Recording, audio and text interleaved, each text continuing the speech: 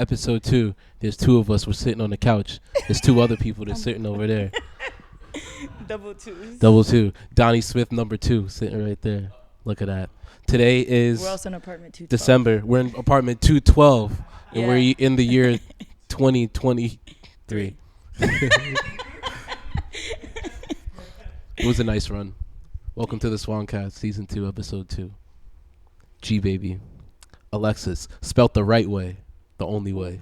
The only way. The only way. The it original should be way. spelled. And if you don't know, go look it up. Look it up. We're going to put it right here. That's how you spell it. Right here. You saw? You saw it? Good. Look again so you can get it right. Alexis is a director. Yeah. Do you write films too? I have. You have. I have written them. I wouldn't say it's my special place to Your special go. place is direction. Special thing to do. Yeah. Direction, producing. I like helping people bring their own ideas to life as well. I'm a very, I would say, collaborative person. So I like talking out ideas, bouncing off new ideas, getting different perspectives. So yeah, I really like creative producing as well. That's so cool. Thanks. I have a question. I've been wanting to ask you this forever. Really? No, because like I'm obsessed with that shit, and like I hate that I can't do it. So like when you get do it. what? Anybody can do it. Nah, I've seen like, so many first-time directors or first-time producers or first-time people get like crazy funding for like crazy projects. Yeah. My roommate was telling me she was working on something with like Brittany Murphy and what's that really tall guy? He was in Bad Boys. He had a patch over his head. Oh man, I can't remember his name, but he was in it, and the director was a first-time director, and she got the job because she met him at his hotel. Really? Yeah. So literally, if you have a good idea and you know the right people, like you can do whatever you want. I want to make a show about working at the car dealership because it is not a real place. I'm telling you, like. The first time I bought. Not the first time. I only have one car. So the only time I went to buy a car, I had that same sentiment. I was like, where? These people sit here all day? Oh, so they tried it. Like they made one. Oh, they did? So I work at a Jeep Chrysler Dodge. Okay. But my manager used to work at one, and when he was a salesperson, they did they wanted to do a documentary about a day in the life of the dealership. Okay. So they followed him around at the dealership he was at. And it was like, so it was supposed to be like a real life like documentary. Right. But to me, like working there, it sounded like The Office, because I was just laughing the whole time, because like it's not a real place. Like it's not real. Like it's just it's the most intense place because there's so much money on the line. Like there's a lot of money on the line, and it's very like stressful. But in all that stress brings out just like some of the funniest people you'll ever see. Just nice. Like it's just how they deal with it. Like everybody just kind of shits on each other all day. Like The Office. Like The Office. It's like it's because you're fighting with people like negotiating like $70,000 cars, so it gets really like contentious sometimes. So because of it, like it's just comedians up in there. Like they're so funny. But you gotta laugh through the pain. That's basically what it is. It's that place. But what was the question you were gonna ask? Oh, the question. Yeah, back to film. Well, we're still on film. Yeah. So when you get a script and you're looking over the script, and you're starting to decide like, these are the shots that I want to see. Like these are. What is that based on? Is this like a aesthetically, like these are the things that are gonna please my eye, or is it more like this scene is giving me an emotion? What does that emotion look like? Yeah, it's a really good question. I think there's a few things that I think about. I do think about my perspective, but as I said, I like getting other people's perspectives, right? What I think is funny or sad or dramatized, someone else might think is the exact opposite. So I think the main thing that you want to look for, or what I look for, is what is the best shot that is going to show the main point of the scene, which is like the point at which the plot is getting moved forward, right? So yeah, just like thinking about, let me see, let me give an example. I took a directing course way back when, and that was actually one of our assignments, just to write down like scene for scene for scene. But in class, it was like a live scene that we were putting on, which is more like a play at that point. There is a camera, but as a director, you can see like everything there. And so one of the exercises was to make sure we move around a lot and see like what is the best angle. I really like low angles. I really like close-ups and intense shots. Just because, like we're sitting now, a camera in this spot that I'm in or that you are in will show me much further away or smaller. Whereas like if you get a close up, you get the smile, you get the twinkle in the eye. If someone starts crying, you get to see that. It's very much about grasping the emotion given from the actor as well. You want to get the best performance, I guess, angle. So is the close up like the more emotional shot? Oh, absolutely. Yeah. It's like if you can imagine like when you're with a girl and you're like, oh, I'm so sad, and then she like goes to hug you, and it's like you guys are close up now. So it's like that feeling. Yeah. Whereas like if you're far away from someone, even trying to speak to someone across the room is very like, it's hard. You have to use your arms and hands, and you have to yell and like project and things like that. It's the same thing kind of with the camera. Like when it's far away, you get a very like distant feeling from what is like happening in the screen. Unless you have a lens that is able to zoom all the way in, then you can technically get like a close-up whilst also being far away. There was this shot I saw. Well, okay, so there's this guy, and he is the producer for the Mets games, like for their broadcast. But he used to do like film, like cinema. Okay. And now he's doing like these sports games. So he'll put like cinema shots in the middle of like the Mets game. Oh, that's cool. So I'm watching the game once, and like I know it's like bad nerdy, but like I'm about to nerd out real quick. So the regular baseball shot is like from the outfields, like you can see the whole thing. Right. But then he does like these movie close-ups like on the batter, and he did one, and it was like, I don't know how to explain it. It's like the batter is like close up on the screen, but then it was on top of a wide shot. And I was trying to make it at home, but like I don't know what it's called. So I guess my question is, was the camera like moving into like the wide? Like did it start here and move here? No, so it's like there's already the wide shot, right? Right. And then the close up is laying over it. Oh, I see. But like only on like one side of the screen. Right, like they do for like sports things where they put multiple things on the screen. Yeah. Yeah, I guess so. Yeah. That sounds right. What did you feel? What did you feel from that? Did you like? I don't know. Like I just being loved up close it. and personal. Were you scared that he was gonna like hit you with the bat because you're close in there? Or yo, honestly, I saw it. I was just like, this is a beautiful shot. Yeah. I just thought it was like, I don't know. I can't tell you why. Like that's when I say like I suck at film, because I want to use that shot, but I can't be like I'm using this shot because it means like, I don't know what it means. It just looks cute as fuck to me. Like I'm just like, it just looks cute. Like I like you it. can get inspiration from anywhere. I think that's like one of the best parts of being an artist is that you can just like, they say like the best artists do nothing all day. Like dead ass. They're just going through life hoping that something is gonna happen that's worthy of being like inspirational. I guess I'm a good ass artist. For real.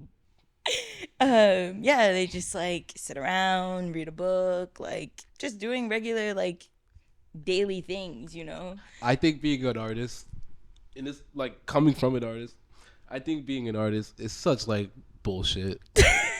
like because like, all right, I have a bunch of artist friends, That's and I what love my hanging out with first my artist film friends. professor ever said to me. He Did said, you really? film school is bullshit. Yeah, I swear to God. One of the first class, first day of college, 8 o'clock in the morning. Brad Rappa, those of you who know, literally said, this is bullshit. Kind of is, Whatever you're about to experience for the next 4 years, you don't need. There's people who have already done what you're about to do and better. So you're getting this, which is great. He was like, you're getting this, which is great, but like also, if you really want it, you can get it without. I guess that was the point. I don't really know. Still figuring that out, but It's just strange, and like, all right, I got a bunch of artist friends, right? right. But then I have a lot of friends that are not in the art world at all. Yeah. Just like work 9 to 5s as like fucking nurses and sales and something where they wear a suit and I don't even really know what they're doing all day. And like they're Like off an on the engineer. weekends. I don't know. Remember that TikTok trend? What do Whatever big engineers brain do? people do. But they live that life, right? Mm-hmm. And then they're like, so what do you guys do all day? And Nothing. I'm like, we do this. I was like, we kind of get together. Everybody gets high. We like make art and talk about how like making art is cool. Like we might eat something later. Like, It's so funny. and like that. This is the life we live. Yeah, we're gonna go get fried chicken. Right. I was And- gonna say, do you ever have like conversations? Like, I know I definitely do with like my non-artist friends that are just like, "Are you okay? Oh, all the time, Are yo, you okay?" all the time, all the time. They're like, yo, you don't live a real life, bro. Like, No. they're like, Hoping for the best. mind you, right? So I'm doing this, and then I'm working at a car dealership. Right. And these are like regular people, and like in like a good way. So I go in, and I'm the youngest there. So I go wow. in, and they're just like, Wait, you sell cars? Like you? I sell like, cars. Like you I'm a car. negotiate prices. I'm a car salesman. Wow. Car salesman by day, and then I do this. My By life is night. not real. Right. So I'm doing that in the daytime. I'm like wearing a suit, and everybody there's like way older than me. I'm like just like the new young kid, and they're always just like, so like, what do you do out of here? Like, and I'm like, yo, I'm in a band, and like there's this one guy, Joe Spinelli, and he's always like, yo, so you mean to tell me like when you're not here, you just like play gigs with your band? I'm sorry, Gardy. He's like, you just play gigs with your band, and like I'm like, yeah, we just kind of make music, and like we get really high, and like we're out till 4 a.m. doing art. What does what's his name? Joe Spinelli? Yeah, What the hell is he doing in his free time? he goes to work, and then like he goes home and like prepares for work for the next day.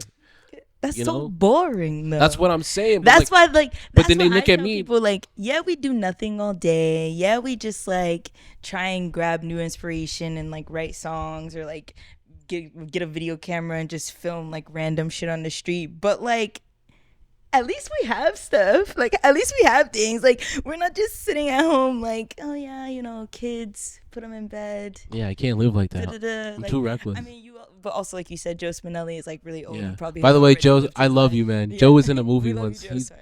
I'm not- Joe is an actor. I can't even. Oh, can't even do- Joe. So we got a link He, with he Joe. worked on Wall Street, What? and there's He worked on Wall Street, This- was an actor, and now is a car. I gotta get him. I gotta get him on the That's podcast. the craziest turn. No, of events. so he wasn't an actor. He worked on Wall Street, and there's an Eddie Murphy movie where they're. It's called Trading Places. Okay, I've heard And they of were that one. stockbrokers, Yeah. and they were at Joe's job is where they filmed it. Oh, in so it. he was an extra. So Joe, you That's are an actor. crazy. I'm sorry I disrespected you. You know I love you. I'll see you tomorrow at work. But my other non-musician friends, yeah, they're always like, "What's wrong with you? Like, are you okay?" Like, and I'm like, "Nah, I'm good. I'm just an artist. I'm just struggling Just in off New my York rocker, City, you know? getting your art out there, right? Just get my art out there, which is such a weird job." Such a weird job because it's like I've been experiencing this a lot more lately since I have a web series coming out soon, but just like having that feeling of like and I'm sure you felt this too, like I really like this, and you know, my friends really like this, my close people that you send your work, that you get advice from and stuff like that. But you know, once you put it out there for the world to see, it's like anyone can see this at any time. And are they all gonna like it? Are they gonna hate it? Or how, you know, Donnie was talking about earlier with his Lorna Doone comment. I'm sorry. But like, and it's not like, I'm not the type of person, I don't really take critiques badly, you know, take them with a grain of salt, I guess. But it's just like, which ones do you how do you decide, you know, which ones matter, which ones don't? And so having that struggle now is just like very Personally, interesting. I've adopted the mindset of like I don't take any critiques, What? good or bad. I don't care. You have So to. I don't nah. I don't care. But that's a part of being an artist. I feel like it's self-expression. I made what I made and it's out and it's over. I made what I made and it's out and it's over. Okay, this is you can't. this is how I see it, right? So I have this thing, and I'm the only one in the world that knows it exists before it comes out. It's exclusive. Right, that's true. It's a 101. No, it doesn't exist. I'm going down the street. I'm bumping it. People have no idea what I'm playing. Like, it only exists to me. Right. I made it. By the time it comes out, it can't surprise me anymore. I know what it's gonna. I made it, so I know everything that's gonna happen. Yeah. So emotionally, I've now moved on from it. Once it's released, anybody in the world can type in my name and get it, and they're gonna take what they want from it anyway. I could say 1,000,000 times, this is what it means to me. You're only gonna take what you want. So once it's out, it's not mine anymore. I gave it up. It's like I released a child. It's over with. This is true. I don't care anymore. I made it and it's done. You know, the different perspectives. It's time for the next thing. Because you're a musician and that's how you feel. Mm-hmm. But I think most like filmmakers, visual it's like the artists opposite. would like, you want to hear like the bad things people have to say about what they're looking at. I don't care. Just because like this is me screaming about my problems. I'm gonna cry like a baby, and like you're gonna like it. And if you don't like it, you can go listen to somebody else cry. Because that's what we're all doing. We're just crying all day. You don't want to hear mine. I don't think. Well, actually, that's really funny that you said that because the web series is kind of about people crying, but not really. You know what I'm saying? They're just coming to terms with the fact that their hopes for a big career is gonna take a little longer. But yeah, I would say I think that's very relatable. Exactly. That's why I say it's like crying, but not really. But most visual artists, I would say, because you can change like. I feel like, how do I want to say this? Music is a little bit different, right? Because ears are much different than eyes. Sounds so, like, for science purposes, I guess. But you can change, I think, how you see something visually a little bit easier than you can with audio. I mean, even we're learning about it now, like how AI is trying to recreate songs, but, like, the songs are shit.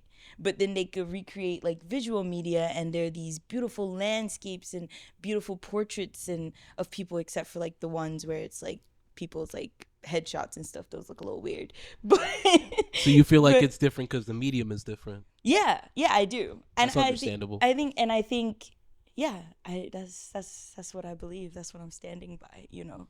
Yeah. I think put your foot down on that. You don't have to care about every single critique. I agree with that, but I do think that getting good and bad critiques are very important to your development as an artist, to any artist's development as an artist.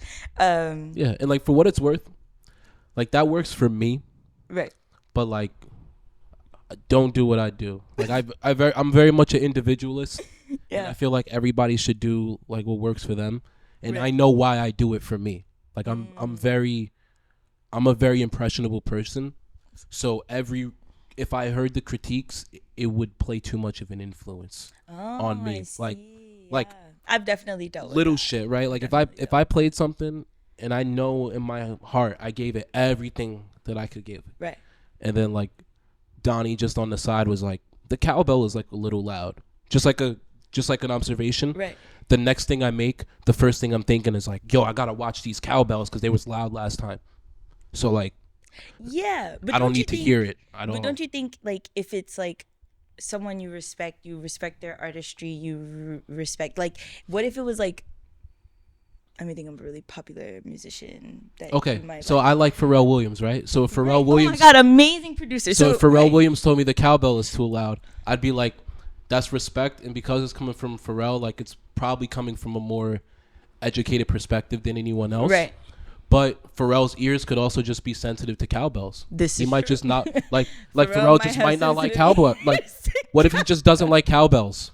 You know, like maybe that's not his thing. But like, I also love Stevie, and like Stevie loves cowbells. Oh, So man. Who's right? This is true. Nobody's This is all right. true So statements like, that it's all relative. so I got to keep the cowbells where I put them, all subjective. and like, it's so subjective. Yeah, I mean, so is. And you're the main subject. So is yeah. You know, but don't live like that if you can't live like that, because I know it's kind of. No, I definitely have dealt with receiving critiques where I felt like I had to like change it or I had to do something about it. However, I think that's kind of my point, is that's a part of like being an artist, right? Is because you have to learn how to pick and choose which critiques are gonna get you to the end goal that you want. Yeah, facts.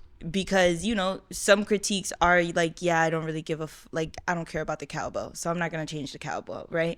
But what if you really care about the guitar and someone says, well, the guitar is it's a little weird here, you know, that note's a little off. You might want to change that because you're like, well, I care about the guitar. This song is more about that vibe, that note. That's going to get me to where I want to be. And I think it applies to like, the web series I'm working on, because, you know, it's supposed to be a comedy, but there are a lot of like drama points. And so it's really hard, you know, switching in and out of genre to make sure the switch and the transition between those switches is happening like at the right time, at the right pace. So like getting different people's opinions on it have been very interesting, because some people are like, the transitions are too weird, Alexis, and other people are like, oh, that was a great transition, we're in there. And it's like, yeah, it's just picking and choosing and knowing when and when not to take critiques, which you kind of do by just saying fuck everybody, right? But when you hear that one that you're like, oh, that actually makes me think, then you'll know you should receive that. Like, yeah, maybe I should switch that. That's why I brought up the concept of like some random very famous star, because, you know, whenever it's someone you really respect, it's a little bit different. It's true. I've also done it in like the philosophy of like common denominator. Okay. Like the cowbell thing, right? Yeah. If Pharrell says like, I love how we're on this cowbell. Like, if Pharrell goes, I don't like the cowbell, my first instinct is gonna be like, what the fuck does he know? That's probably because I'm just being sensitive. Right. But like that's what I'm gonna say, honestly. Yeah. But then if 4 more people say something about the cowbell, I'm gonna be like, all right. Maybe something's up with this cowbell. Right. Yeah, for sure. Yeah, one of my film professors said that to us once. They were like, hey, guys, because let me give you the background. So we usually with like film school and film classes, you get a few assignments and then you get an assignment that you have like 6 weeks to work on, which is like your final project for the semester. It's usually a film.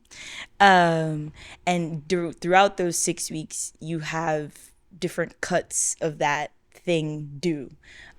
So we had a sit down, we go around, everybody shows their stuff, you go around, everybody gives a critique on whatever it was. Granted, there's only 10 people in the class, so you could do that.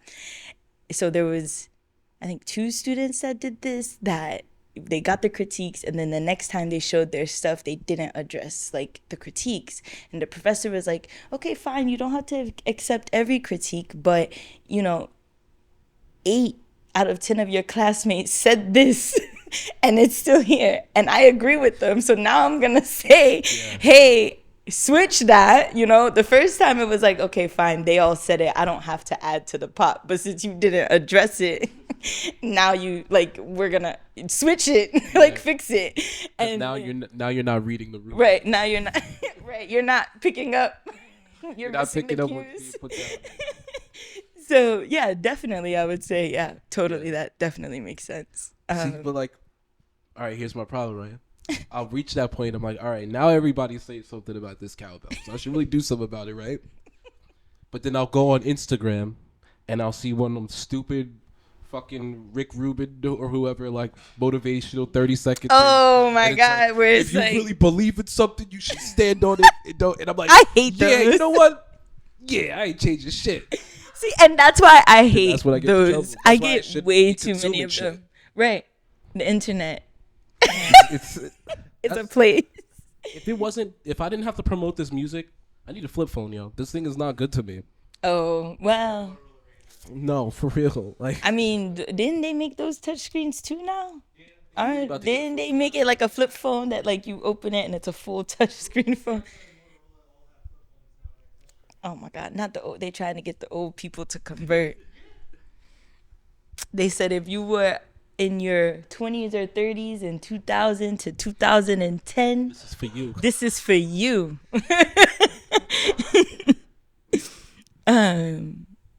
No, yeah.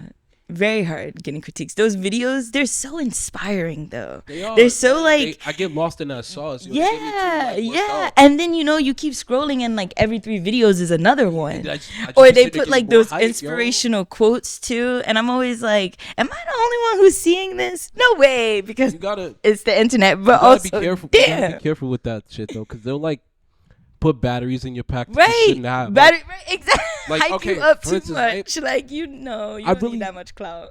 I don't have haters, yo. Like, I get along with people for the most part. Like most of my people have. No, I mean, right? Must be nice. No, like I don't have haters. But no, like Everybody else in the room talking about. I really have friends. Like, I get along with people, right? But then I'll go on Instagram and it'll be like, your haters are trying to stop you, and I'm like, yeah, fuck all my haters. But I don't have any, bro. Like, so now I'm just mad at my friends. Like, so now I'm just going up to my friends like, y'all niggas doubted me, and they're like, what are you talking about? And I'm like, I don't know. They're like, get off of Instagram. I saw Justin LeBoy say something about y'all heard that. Friends? He thinks y'all haters because of Instagram. Yeah, So yeah. just remind him. That shit is. I'm too impressionable. I shouldn't be on there. What's your sign? Are you a Pisces? Yeah. First guess. Yeah.